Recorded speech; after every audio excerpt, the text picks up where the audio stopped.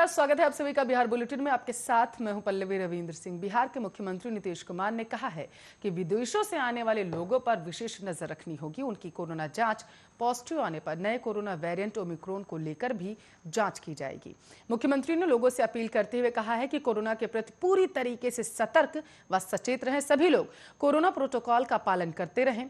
Corona के नए variant Omicron के संभावित खतरे को देखते हुए पूरी सतर्कता बरतनी ही होगी।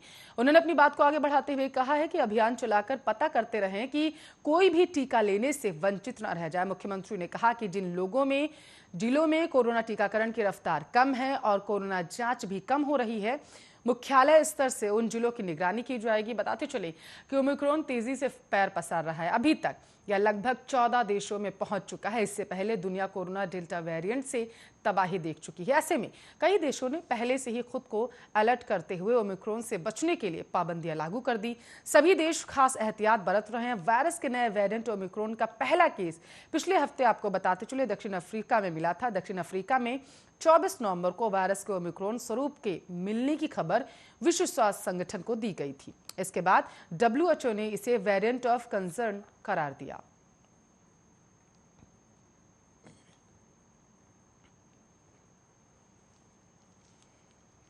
तो बिहार में शराबबंदी को सफल बनाने के लिए मुख्यमंत्री नीतीश कुमार लगातार कोशिशें करते रहते हैं। पुलिस भी काफी एक्टिव हो गई है, लेकिन बीच बीच में कुछ घटनाएं ऐसी हो जाती हैं जो सरकार की पोल खोल कर रख देती। उसके बाद विपक्ष सरकार पर हमलावर हो जाता है। अब बिहार विधानसभा परिसर में शराब की बोतलें मिली हैं। इसके बाद प्रतिपक्ष के नेता तेजस्वी यादव ने सरकार पर हमला बोलते हुए सीएम नीतीश कुमार से इस्तीफे की मांग कर डाली। आपको बताते चले, मंगलवार को विधानसभा परिसर से शराब की खाली बोतलें मिली थी और इसके बाद इसकी भनक मीडिया को लग गई। वहां पर राजद के तमाम नेता भी मौजूद रहे। यहां तक कि नेता प्रतिपक्ष तेजस्वी यादव पहुंच गए थे वहां पर। और आपको ये भी बता दें कि तेजस्वी यादव ने कहा कि नीतीश कुमार की शराबबंदी पूरी तरीके से फेल है। पुलिस की मिलीभगत से बिहार में शराब का कारोबार चलता रहता है। नीतीश कुमार को ये बताना चाहिए कि बिहार विधानसभा में जहां वह बैठे हैं वहां शराब की बोतलें आखिर पहुंची तो पहुंची कैसे। नीतीश कुमार को नैतिक जिम्मेदारी लेते हुए तत्काल अपने पद से इस्तीफा दे देना चाहिए।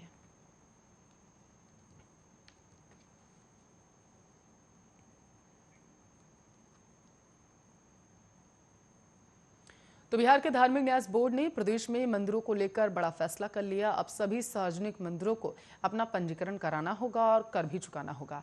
मंदिरों के लिए कर की दर 4% तय की गई है। इसके दायरे में वो मंदिर आएंगे जिसे किसी व्यक्ति ने अपने घर में बनवाया होगा और सबके लिए खुला छोड़ दिया होगा। बोर्ड ने मंदिरों के पंजीकरण के लिए 1 दिसंबर के विशेष अभियान चलाने का फैसला किया है। बोर्ड से राज्य के सभी जिले के कलेक्टरों से बिना पंजीकरण संचालित हो रहे सभी मंदिरों की जानकारी मांगी गई। बोर्ड के अनुसार जैसे ही जिलों से ऐसे मंदिरों की जानकारी मिल जाएगी, पंजीकरण का काम शुरू कर दिया जाएगा। भोजपुर जिले के कलेक्टर ने ऐसे मंदिरों की जानकारी उपलब्ध करा दी है। आपको बताते चलें, बोर्ड के सदस्य और महंत विजय शंकर गिरी ने कहा है कि स्थिति बिल्कुल स्पष्ट है कि सभी मंदिर जहां लोग प्रार्थना करने जाते हैं वह पूजा का सार्वजनिक स्थान माना जाएगा, फिर भले ही वह मंदिर किसी के घर में ही क्यों ना हो। ऐसे सभी मंदिरों को कर देना होगा। धार्मिक न्यास बोर्ड का दावा है कि वर्तमान में प्रदेश में केवल 4600 मंदिर पंजीकृत हैं। कई ऐसे बड़े मंदिर भी हैं जिन्होंने आपको बता चले अब तक अपना पंजीकरण करवाया ही नहीं है। घर में बने किसी मंदिर में अगर केवल उसी घर के सदस्य पूजा करते हैं तो उसे निजी मंदिर माना जाएगा और उसे पंजीकरण या कर चुकाने के नियम का पालन नहीं करना होगा।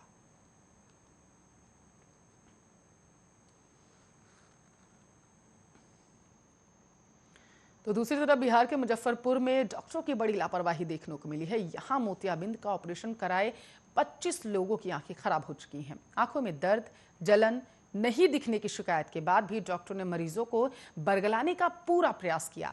नतीजा ये हुआ कि 4 लोगों की आंखें निकालनी पड़ी, तो वहीं अधिकांश लोगों को आंखें निकलवाने की नौबत आ गई। दरअसल यह मामला जिले के जूरट छपरा स्थित आई हॉस्पिटल का है। बीते 22 नवंबर को आपको बताते चले अस्पताल में विशेष मोतियाबिंद ऑपरेशन का कैंप लगाया गया था। इस दौरान दर्जनों महिला पुरुषों ने अपनी आंख का ऑपरेशन कराया, लेकिन डॉक्टरों के द्वारा लापरवाही बरती गई थी। लापरवाही ने आपको बता चले उन्हें हमेशा के लिए अंधा बना दिया।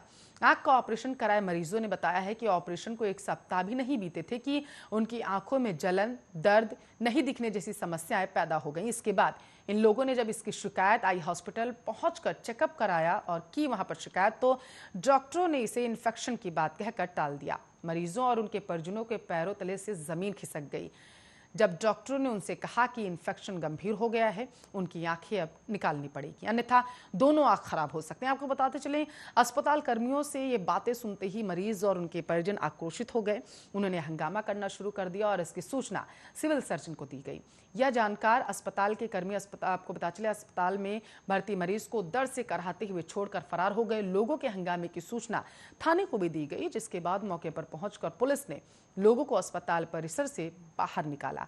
मोतियाबिंद का ऑपरेशन कराए 25 लोगों की आंखें खराब की सूचना मिलने के बाद सीएम आपको बता चले सीएस डॉक्टर विनय शर्मा ने बताया है कि उन्हें फोन से इसकी जानकारी दी गई है और इसके लिए 3 सदस्यीय टीम का गठन भी कर दिया गया। टीम में शामिल डॉक्टर 2 दिनों के भीतर यह रिपोर्ट देंगे कि आखिर ऑपरेशन प्रोटोकॉल का पालन किसने नहीं किया या किस कारण की वजह से नहीं किया गया, और इस मामले में जो भी दोषी होंगे उन पर कठोर कार्रवाई की जाएगी।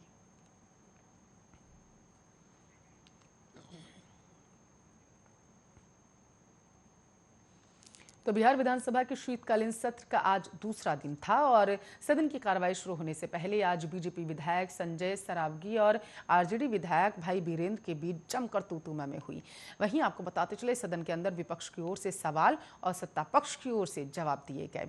इस दौरान शिक्षा मंत्री विजय कुमार चौधरी ने भी सदन में बड़ा ऐलान कर दिया। सदन में एआईएम विधायक अख्तरुल ईमान ने शिक्षकों की कमी का सवाल उठाया था, जिस पर शिक्षा मंत्री विजय कुमार चौधरी ने जवाब देते हुए कहा कि पंचायत चुनाव के बाद 1.25 लाख शिक्षकों की बहाली शुरू की जाएगी।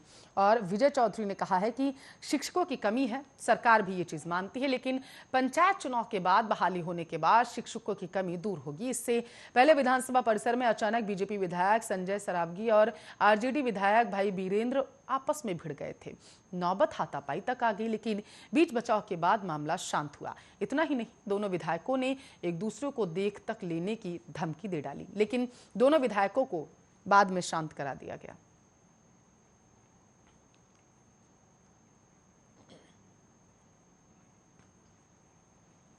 तो बिहार विधानमंडल का शीतकालीन सत्र चल रहा है। बिहार विधान परिषद में भी कांग्रेस ने इस बार सरकार को घेरने की पूरी तैयारी कर ली।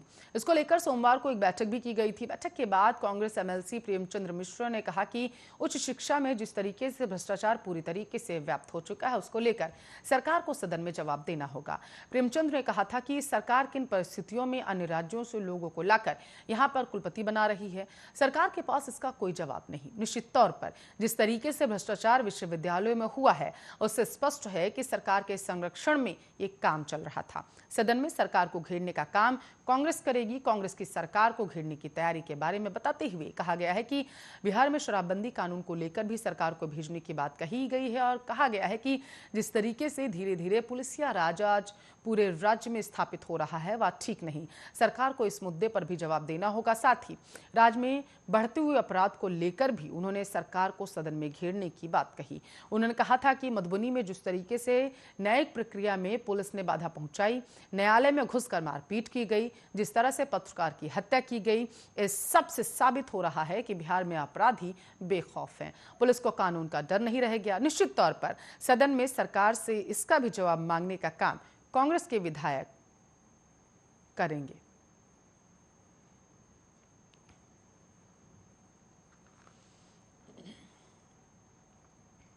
तो दूसरी तरफ बिहार के लखीसराय में नगर परिषद की मनमानी को लेकर हर साल मजदूरों के वेतन भुगतान को लेकर और मजदूरी बढ़ाने को लेकर लखीसराय में सफाई कर्मियों की हड़ताल का मामला सामने आता रहता है। जानकारी के अनुसार नगर परिषद में 2 भागों में सफाई मजदूरों को बांटा गया, जिसमें गैर सरकारी मजदूर और सरकारी मजदूर के अलग अलग 2 डेली बेसिस मजदूर दर को निर्धारित किया जाता है, जिसको लेकर विवाद खड़ा हो गया है।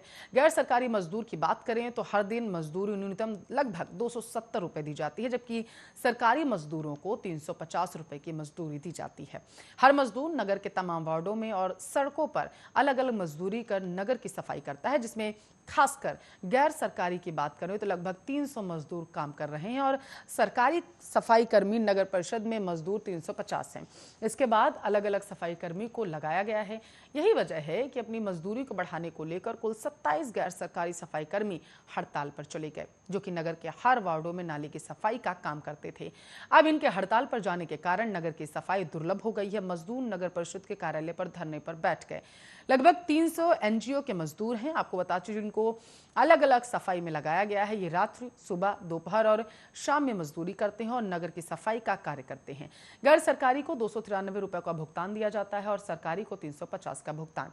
अब बिहार सरकार के आदेश पर जो आदेश हुआ है उस हिसाब से लोगों को भुगतान किया जाता है। लोग हड़ताल पर चले गए हैं। अधिकारियों के आदेश पर ही कुछ अब आगे इस पूरे मामले पर कहा जा सकता है।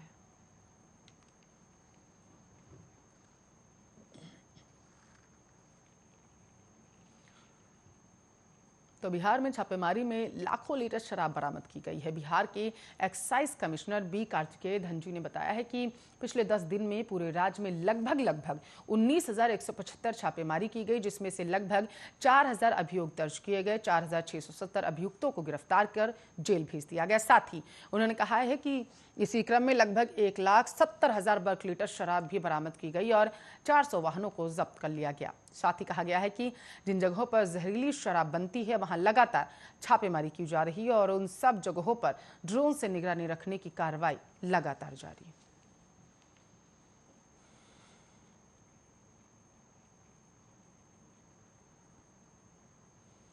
चलिए बिहार बुलेटिन में पटना का रुख करेंगे। यूं तो ऑक्सीजन जीवन के लिए बेहद जरूरी होता है, लेकिन कोरोना महामारी की दूसरी लहर में ऑक्सीजन की कमी और इसके लिए मचे हाहाकार से लोगों ने अपनी सेहत को दुरुस्त रखने का सबक सीख लिया। इसके लिए लोगों ने ऑक्सीजन को घरों में ही सहेजना शुरू कर दिया। यही वजह है कि पटना वासियों ने संकट काल में शिद्दत से ऑक्सीजन की कमी को महसूस किया और अब घरों में ऑक्सीजन प्लांट की डिमांड बढ़ चुकी है। भविष्य के खतरे को देखते हुए लोग प्लांटेशन को लेकर जागरूक हो गए। खासकर महिलाओं ने घरों में प्लांटेशन का बीड़ा उठा लिया। कोरोना महामारी की दूसरी लहर में ऑक्सीजन की कमी से टूटती सांसों से लोगों ने बड़ा सबक सीखा। इसकी एक महत्ता को समझते हुए करीब हर परिवार अपने आशियानों को फुलवारी से हरियाली में बदल रहा है। आपको बताते चलें, इसके लिए सरकारी स्तर पर तो प्रयास किए ही जा रहे थे, गैर सरकारी स्तर पर भी अब लोग प्रयास करें। खासतौर पर राजधानी पटना के लोगों की लाइफस्टाइल में काफी बदलाव आया है। लोग घरों और अपार्टमेंट प्लांटेशन कर रहे हैं। खासतौर पर वैसे पौधों को लगा रहे हैं जो 24 घंटे ऑक्सीजन छोड़ते हैं।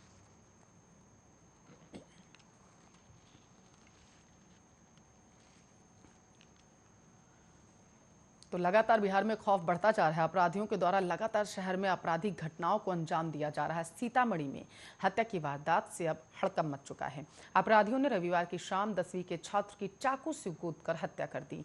स्थानीय लोगों ने बताया है कि 17 वर्षीय राहुल महसोल ओपी क्षेत्र के लक्ष्मीनगर निवासी महेश चौधरी का बेटा था। परिजनों ने बताया है कि राहुल रविवार की शाम 4 बजे घर से निकला था और शाम 6 बजे सदर अस्पताल से उसकी मौत की खबर आई। वहीं परिजनों का कहना है कि राहुल या उनसे किसी प्रकार का कोई झगड़ा नहीं था।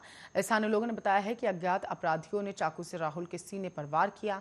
खून से लथपथ राहुल को सीतामढ़ी सदर अस्पताल में इलाज के लिए भर्ती कराया गया, जहां राहुल ने इलाज के दौरान दम तोड़ दिया।